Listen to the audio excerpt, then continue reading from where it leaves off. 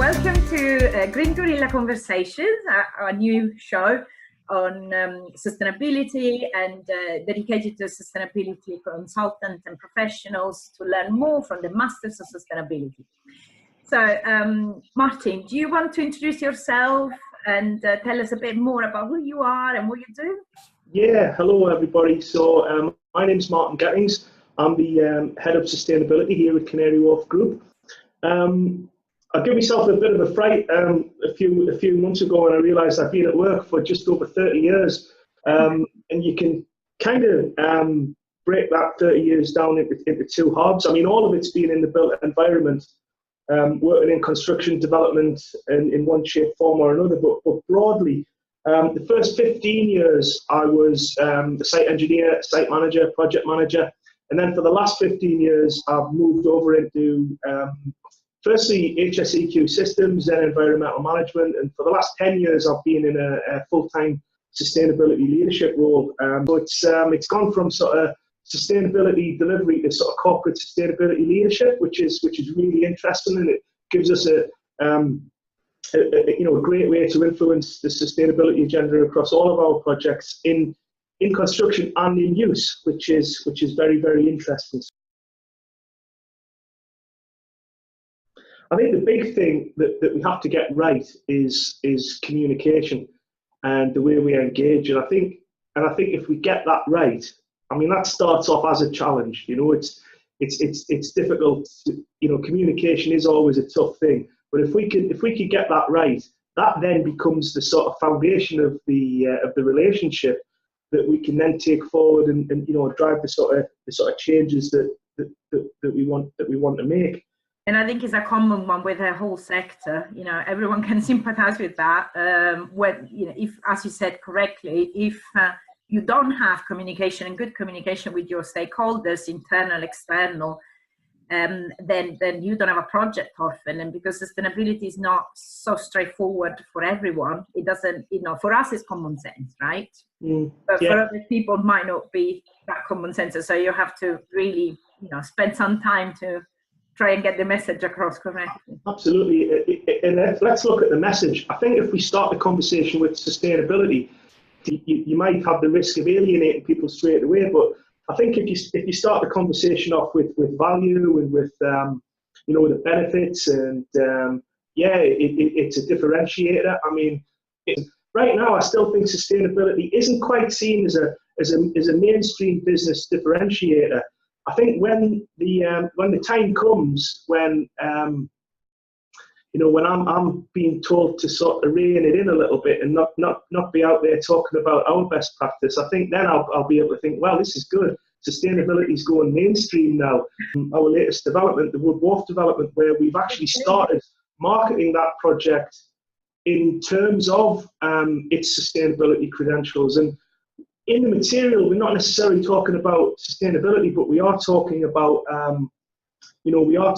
energy efficiency and zero waste. And the market is starting to pay attention to these things. So I am very, very encouraged, and I think we all should be very encouraged. There's such a lot of doom and gloom out there around sustainability at the minute, around climate change, and we've only got 10 years to save the planet. I think if we can start looking on the positive side of the story, then I think we're all kind of going in the right direction with this. Yeah, perhaps really try and focusing on what we can actually do to save the planet, rather than putting ourselves in a corner and cry. Yeah. I do that when I get home at night.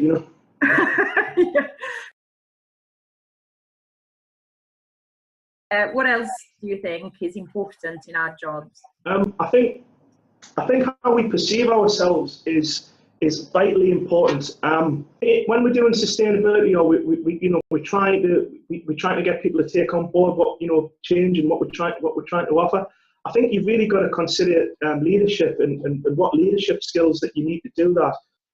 I'm talking about the leadership skills in terms of negotiation, in terms of storytelling. I find myself doing less and less technical things and more communication things.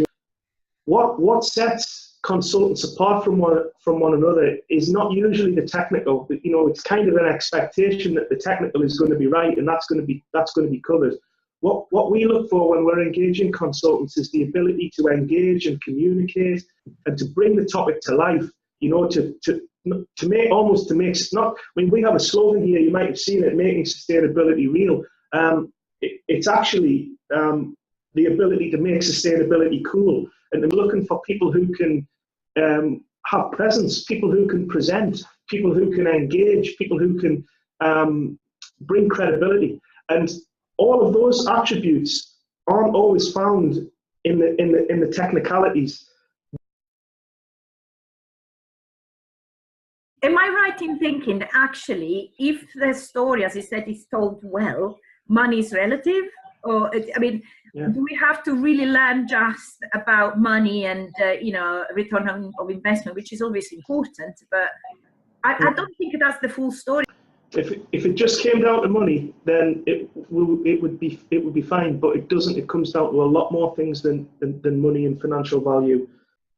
What we're doing is attracting people to want to come and be at our places and to choose our place above the competition, and that does not just come down to money. That comes down to a whole range of factors. There's a movement now to start looking at how we measure intangible value, things like the social value portal, and I could mention Route 2. That's something that we're looking at.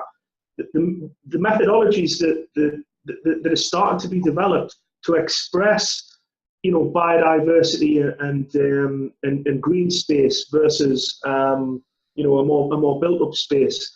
Health and well-being. How is that? You know, how is that measured? It's that intangible measure that it's almost the you know, the alchemy of sustainability. Is, you know, we're just reflecting the what the market's looking for, and you know, as people are starting to get more and more understanding of these bigger global issues.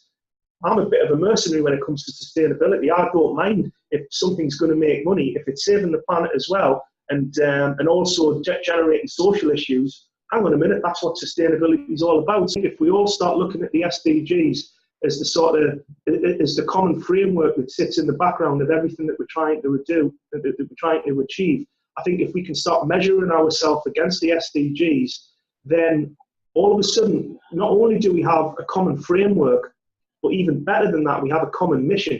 And I think when we have that, I think we then all start to be pulling in the same direction. So BREEAM is an excellent measure of the building's performance, but it is just a measure of that building's performance. We really want to see how that fits into the urban fabric as a whole. I think having something like sustainable development goals, I think that's the sort of bigger picture and the common mission that we need to work to. Brilliant. One last question for you, Martin. What is your magic recipe? Wow. Well, now if I knew what that was, I would bottle it and sell it. You can find a role which aligns some of the things that you really care for. I mean, you might be aware of a Japanese concept called Ikigai, and it effectively aligns 4 elements. You know, what you're good at, what you love, what the world needs, and what you can be paid for. Right? And if you can align those with your true sense of purpose, what you're trying to do. I mean, I was a Lego kid. I've always enjoyed building things. You know, I've always enjoyed you know, finding practical solutions for things and making improvements. So, you know, construction and real estate was a pretty natural place for me to be. So what I started doing was saying, is there a way I can get my personal development aligned with those business and departmental plans? And once you start doing that and getting involved and you know, participating as well, you know, you've got to,